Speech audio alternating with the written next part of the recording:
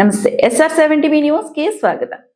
DSC notification పై వైఎస్ఆర్సీపీ ఆగ్రహం. VN కండ్రింగలో relay నిరాహార దీక్షలో ఉద్ధృత. 7 మండలాల నాయకులు కార్యకర్తలతో భారీ నిరసన. ప్రభుత్వ విద్యా విధానాలపై మండిపడ్డ నూకతోటి రాజేష్. తిరుపతి జిల్లా బుచ్చినాయుడు కండ్రింగ మండల కేంద్రంలో డిఎస్సి నియామకాల అంశంపై ఏపీ జెడ్ వార్ ఆధ్వర్యంలో చేపట్టిన రిలే నిరాహార దీక్షలు శుక్రవారం ఉత్సాహభరితంగా కొనసాగాయి. వైఎస్ఆర్సీపీ మండల పార్టీ అధ్యక్షుడు మణి నాయుడు నాయకత్వంలో నిర్వహించిన ఈ కార్యక్రమానికి వైఎస్ఆర్సీపీ సత్యవేడు నియోజకవర్గ సమన్వయకర్త నూకతోటి రాజేష్ ముఖ్య అతిథిగా హాజరై దీక్షలకు సంఘీభావం తెలిపారు. ఈ సందర్భంగా నూకతోటి రాజేష్ మాట్లాడుతూ రాష్ట్ర ప్రభుత్వం నిరుద్యోగ యువత ఆశలను దెబ్బతీసే విధంగా వ్యవహరిస్తుందని ఆరోపించారు. డిఎస్సి నియామకాల విషయంలో అభ్యర్థులకు న్యాయం జరిగేలా ప్రభుత్వం తక్షణ చర్యలు తీసుకోవాలని డిమాండ్ చేశారు. యువత సమస్యల పరిష్కారం కోసం వైఎస్ఆర్సీపీ నిరంతరం పోరాటం కొనసాగిస్తుందని పేర్కొన్నారు. ఈ నిరాహార దీక్షలో 7 మండలాలకు చెందిన వైఎస్ఆర్సీపీ నాయకులు కార్యకర్తలు పెద్ద ఎత్తున పాల్గొని తమ మద్దతు ప్రకటించారు.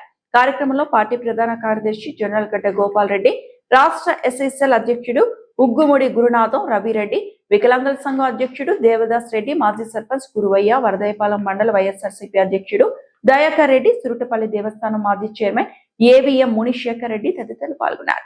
SR7 news channel reporter B Ramachandraiah. రాష్ట్రంలో డిఎస్సి నిర్వహించారు. అలాగే వాటి పోస్టింగ్స్ కూడా ఇచ్చేయడం జరిగింది. మనం చూస్తుంటే మొత్తము మెగా డిఎస్సి కాదు, ఇది దగా డిఎస్సి, దగా డిఎస్సినే ఇది. ఎందుకంటే స్పోర్ట్స్ కోటాని ఎత్తుకొని ఎక్కడన్నా స్పోర్ట్స్ కోటాలో ఇచ్చేటప్పుడు ముందు ఎగ్జామ్ రాసిన తర్వాత మళ్ళీ ఏ కోట అయినా, ఎస్సీ కోట అయినా, ఎస్టీ కోట అయినా, స్పోర్ట్స్ కోట అయినా, ఫిజికల్ హ్యాండిక్యాప్డ్ కోట అయినా, ఏ కోట అయినా ఎగ్జామ్ రాసిన తర్వాతనే చూస్తారు. కానీ ఇక్కడ అలా కాదు. దానికి ఒక జీవో కొత్తగా తెచ్చి స్పోర్ట్స్ కోటాని సపరేట్గా ఎగ్జామ్ రాయకుండానే, ఎగ్జామ్లో అలో చేయకుండానే, ఎగ్జామ్ రాయకుండానే వాళ్ళకి ఫ్రీగా డబ్బులకు ఎట్టో మొత్తానికి అమ్ముకునేసినారు. మొత్తం సీట్లు కూడా దాదాపు జూడోలో ఒక 39 సర్టిఫికేట్లు, మరియు ఇక్కడ సాఫ్ట్ బాల్లో ఒక 38 సర్టిఫికేట్లు రావడం జరిగింది. ఆ రెండింటికి కూడా బాధ్యత వహిస్తున్నది ఒక ఎమ్మెల్యే, టీడీపీ ఎమ్మెల్యే.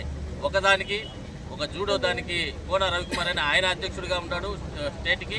అలాగే ఇక్కడ మన బాలకృష్ణ అల్లుడు గారు, భరత్ గారు మన సాఫ్ట్ బాల్కి అధ్యక్షుడిగా ఉన్నారు. వాళ్ళ రెండిట్లోనే దాదాపు 80 సర్టిఫికేట్లు ఇచ్చి ఉద్యోగాలు ఇచ్చేయడం జరిగింది. ఇలా దాదాపు 300 పైచీలకు ఉద్యోగాలు స్పోర్ట్స్ కోటాలు ఇచ్చేయడం జరిగింది.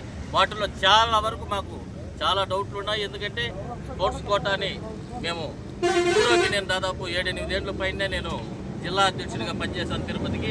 ఆ టైంలో వచ్చినట్టు సర్టిఫికేట్లు కూడా కొన్ని ఉన్నాయి. మేము మా వాళ్ళని, మా సెక్రటరీ వాళ్ళని, నేను ఇప్పుడైతే నేను దాంట్లో నేను పొలిటికల్గా పూర్తిగా వచ్చేసాను కాబట్టి ఖచ్చితంగా మా పిల్లకాయలని నేను పురమాయించాను. ఆ డీటెయిల్స్ కూడా నేను మన అభినయ్, తిరుపతి ఇన్ఛార్జ్ అయిన అభినయ్కి పంపించడం జరిగింది మా పిల్లకాయల ద్వారా. వాళ్ళందరూ కూడా ఎంక్వైరీ చేస్తున్నారు, ఎవరెవరు ఏ టైంలో ఎవరెవరు ఆడారు, ఎవరెవరు లేరని.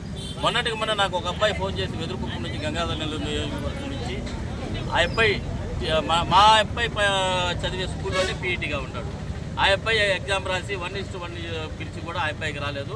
వాళ్ళ వీధులు ఉన్న అబ్బాయికి, ఒక అబ్బాయికి స్పోర్ట్స్ కోటాలో వచ్చిందినా. ఆ అబ్బాయి ఇంతవరకు స్పోర్ట్స్ ఆడిందే నేను చూడలేదు. కానీ అతనికి స్పోర్ట్స్ కోటాలో ఎలా ఇచ్చారు కూడా నాకు అర్థం కాలేదు. కానీ అతని నెంబరు అవన్నీ కూడా ఇచ్చాడు. అది కూడా బయట తీయమని మేము ఇచ్చున్నాం స్పోర్ట్స్ వాళ్ళకి. పోస్టులు అమ్ముకోవడం కూడా జరిగింది. కాబట్టి దీని మీద వెంటనే విచారణ జరిపించాలని కూటమి ప్రభుత్వాన్ని వైఎస్ఆర్సీపీ వాళ్ళు డిమాండ్ చేస్తున్నాము. వాళ్ళు దాని మీద ఏమీ స్పందించటం లేదు. ముఖ్యంగా మన విద్యాశాఖ మంత్రి ఏమీ జరగనట్టు, దీంట్లో ఏమీ లేనట్టు ఆయన ప్రవర్తిస్తున్నారు. దీంట్లో చాలామంది విద్యార్థులు ఇబ్బంది పడి, వాళ్ళందరికీ కూడా సపోర్టుగా మనం నిలబడి వాళ్ళకి న్యాయం జరిగే వరకు మనం పోరాటం చేయాలని ఈరోజు మీ అందరికీ మనవి చేస్తున్నాను. ముఖ్యంగా మెరిట్ స్టూడెంట్కి రాకుండా పోవటం అనేది చాలా తప్పుదం. ఎందుకంటే ఎన్నో రోజుల నుంచి పాపం డిఎస్సి ఎగ్జామ్ అనేది కళ ప్రతి ఒక్కరికి. దాంట్లో వాళ్ళు చేయకపోవటం, వాళ్ళు ఎన్నిసార్లు రాసినా కానీ రాకపోవటం, ఈ అవకతవకలు ప్రశ్నించే ఇది లేకుండా పోయి వాళ్ళు సమర్థించుకుంటున్నారు.